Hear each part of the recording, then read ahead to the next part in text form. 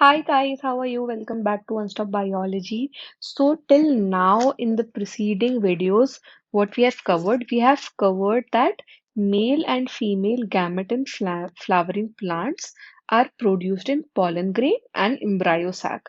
And we saw the detailed structure of both, right? The pollen grain as well as the embryo sac. Now what happens is that both the type of gametes, the male and female, which are produced in flowering plants are basically non-motile. They cannot move on their own, right? So they have to be brought together for fertilization to occur, right? So how basically this happens? How are these two brought together? We have seen that the embryo sac is inside so much in deep in the ovary, right?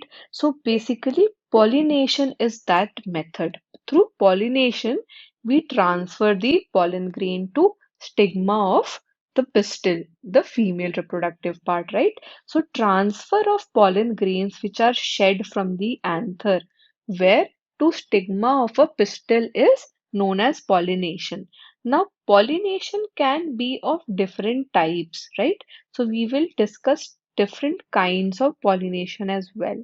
So depending on the source of pollen, pollination can be divided into three different types. First is autogamy. So let's see what is autogamy. Now, pollination in this type, what happens is pollination is achieved within the same flower. Okay, so basically this is autogamy. So what happens? Transfer of pollen grain from anther to the stigma of the same flower happens. Okay, so in a normal flower, which opens and exposes the anther and stigma, complete autogamy is very rare. Okay.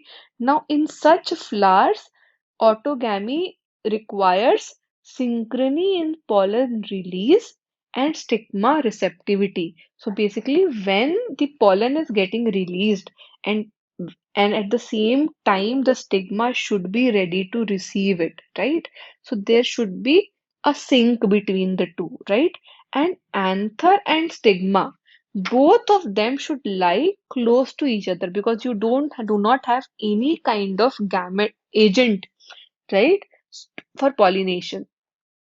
So basically in these cases the flowers has stamen and they basically the other part very close to each other. The anther and stigma both are very close to each other so that self-pollination can occur, right?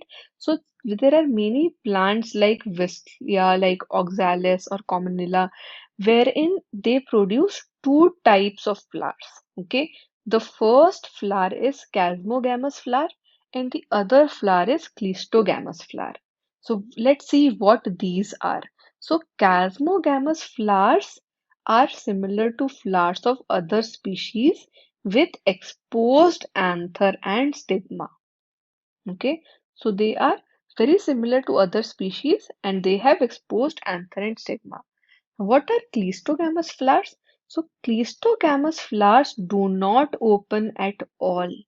Okay, they do not open. In such flowers, anther and stigma lie close to each other, right? So when basically it breaks, that dehisces in the flower bud itself, the pollen grain comes in contact with stigma, which affects pollination, right? So that is how pollination occurs, right?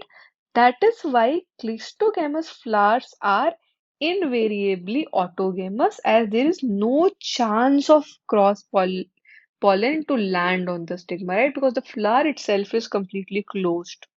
So they produced assured seed set even in absence of pollinators. They produce assured seed sets. So here if you see the diagram of a plant, you will see that there are two types of flowers. So this one is open one. So this one is the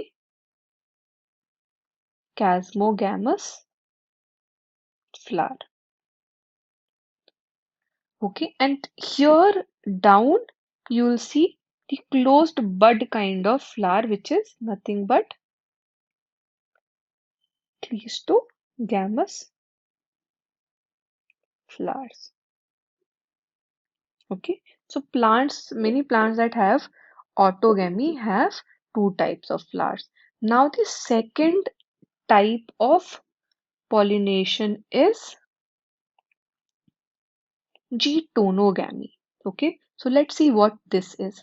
So if the transfer of pollen grain from anther to stigma of another flower of same plant. Okay, so this is basically transfer of pollen grain from anther to stigma of another flower but of the same plant.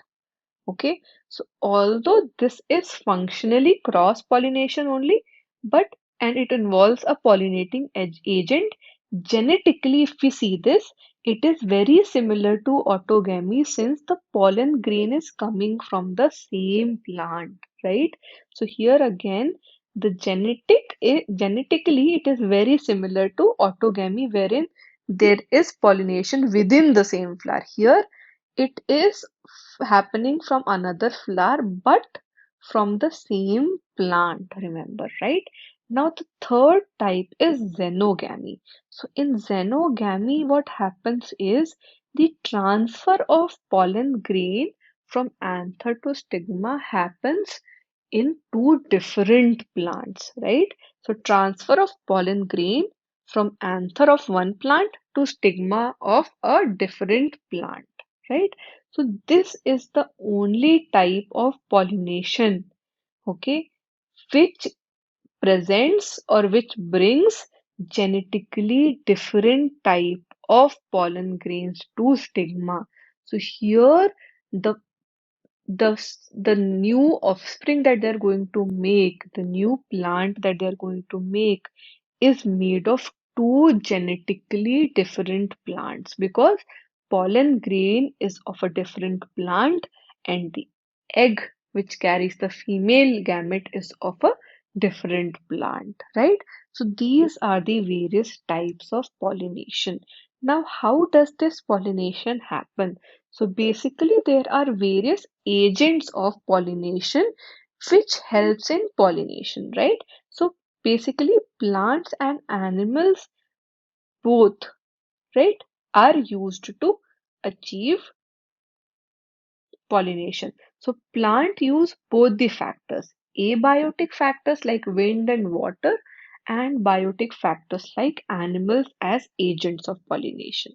Now, majority of plants use biotic agents for pollination, which are animals, right? Now, only a small proportion of plant use abiotic agents. Okay, so pollen grains which comes in contact with the stigma is a chance factor in both wind and water, right?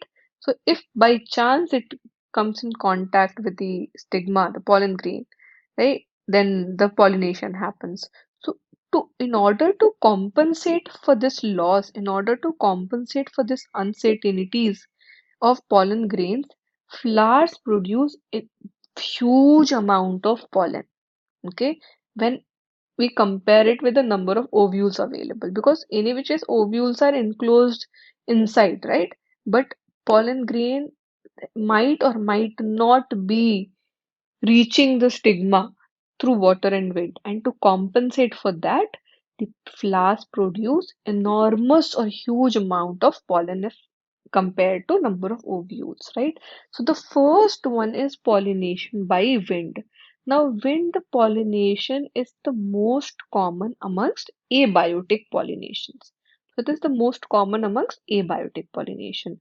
Now, wind pollination requires that pollen grains are light, right? They are light in weight basically. Okay, and then they should also be non-sticky. They should not stick to different surfaces or they'll just stick here and there, right? So the wind pollination requires that the pollen grains are light and non-sticky so that they can be transported in wind currents.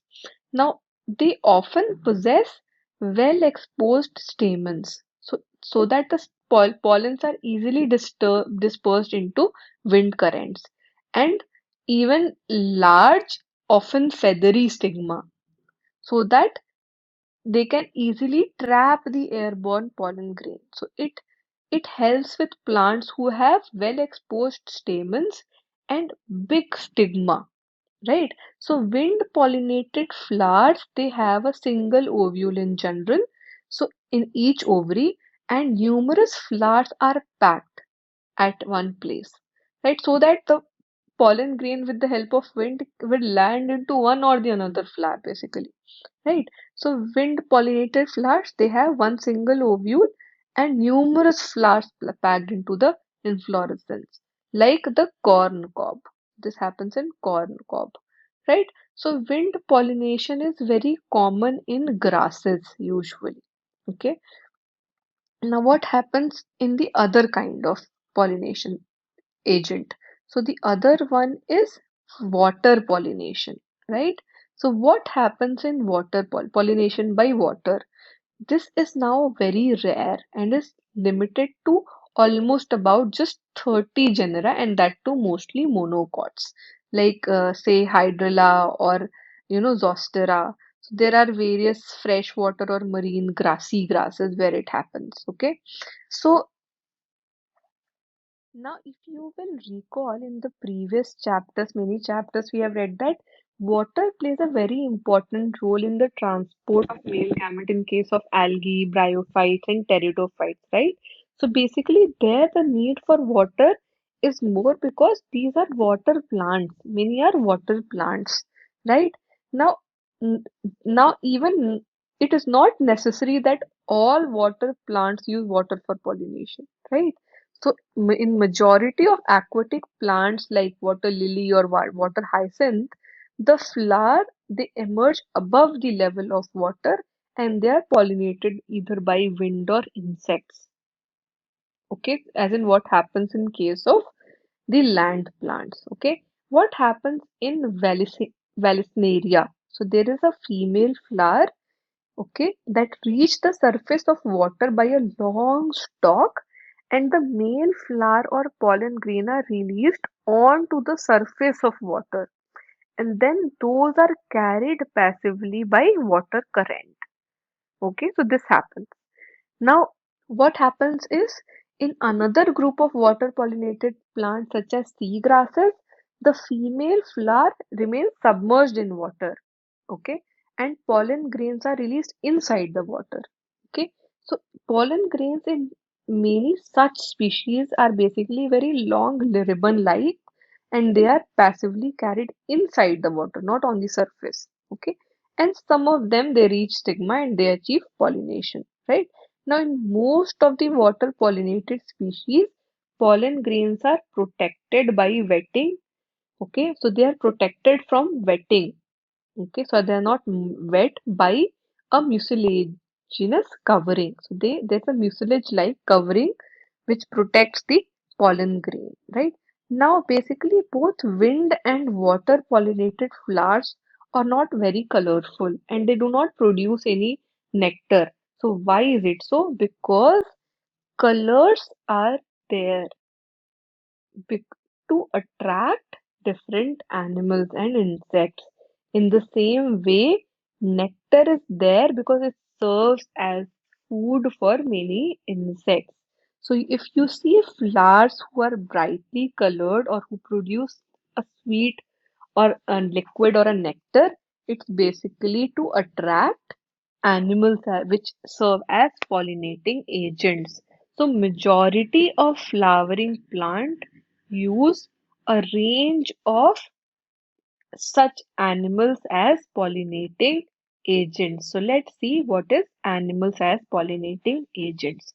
So we have bees, we have butterflies, ants, flies, beetles, wasps, moths, birds, and even bats, which are common pollinating agents. Okay, so among the animals, insects and particularly bees are the dominant biotic pollinating agent. Even sometimes larger animals like say primates like lemurs or even arboreals like rodents and reptiles, lizards, they also are known to have be pollinators in some species, right? Now, Flowers of animal pollinated plants are specifically adapted for a particular species. So these flowers are large, they are colorful, they are fragrant, they have fragrance, they are rich in nectar, right? And if pollinated by flies or beetles, sometimes they even secrete foul odor to attract them. Okay, so basically, nectar and pollen grains act as floral rewards for the animals. And for harvesting the reward from the flower, the animal visits comes in contact with anthers and stigma, and the body of animal gets coated with the pollen grain, and that brings pollination once the animal comes in contact with the stigma of the other flower. Okay, so these floral rewards can even be providing a safe place to lay eggs.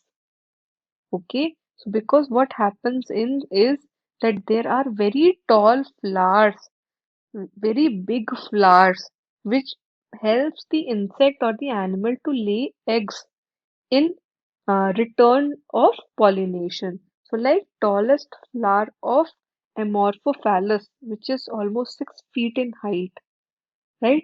Or the flower of Yucca. So, where both species, the moth and the plant, they cannot complete their life cycle without each other. So the moth, what it does, it deposits its egg in the locule of the ovary, and the flower in turn gets pollinated by the moth, right? So the larvae of that moth comes out of the egg as the seed starts developing. So basically there is so important connection between both the flower and the biotic agent of pollination. So the next thing is there are sometimes outbreeding devices which the form with the plants develop. What happens is the flowering plant, the majority of the flowering plants, they produce hermaphrodite flowers. That means that both the sex organs are present and pollen grains are likely to come in contact with the stigma of the same flower, right? So continued self pollination will result in inbreeding, that there will be just breeding among the same flower. So flowering plants, they have developed many devices to discourage self pollination and to encourage cross pollination. What happens in some species, the pollen release and stigma receptivity are not synchronized. So that is one. So either the pollen is released before the stigma becomes receptive, or the stigma becomes receptive before the pollen is released, right? In in various species, what happens? Anther and stigma are placed at different positions so that the pollen cannot come in contact with each other with the stigma of the same flower, right? Both these devices prevent autogamy. Now, there's one more device which is self incompatibility. So, there's a genetic mechanism that prevents self pollen, and it prevents from fertilizing the ovule by inhibiting the pollen germination or pollen tube growth in the pistil. Right? So, this also happens. Now, in some cases, the self pollinate in order to prevent self pollination, we have unisexual flowers. So if the male and female flowers are present on the same plant, like in case of say castor or maize, it prevents autogamy, but it does not prevent getonogamy. Remember that, right? Then in some cases, what happens is that male and female flowers are present on different plants, right? So each plant is either male or female. So this also prevents autogamy and both kinds of basically self-pollination, autogamy and getonogamy. So you can see that the flowers themselves have developed a lot of devices in order to discourage self-pollination and to encourage cross-pollination. So guys, with this we have completed pollination, and now next in the next video we'll see the pollen and pistil interaction. It's a lot of theory in this video. I hope you understood what exactly pollination is, what are the different kinds of pollination, and what are the different agents of pollination, right? So please do not forget to like this video and to subscribe to the channel. And if you have any doubt, please drop in a message in the comment of the video, or you can even drop in a WhatsApp message on the number given in the description of the video. Okay. Okay, guys. Bye bye. Thank you.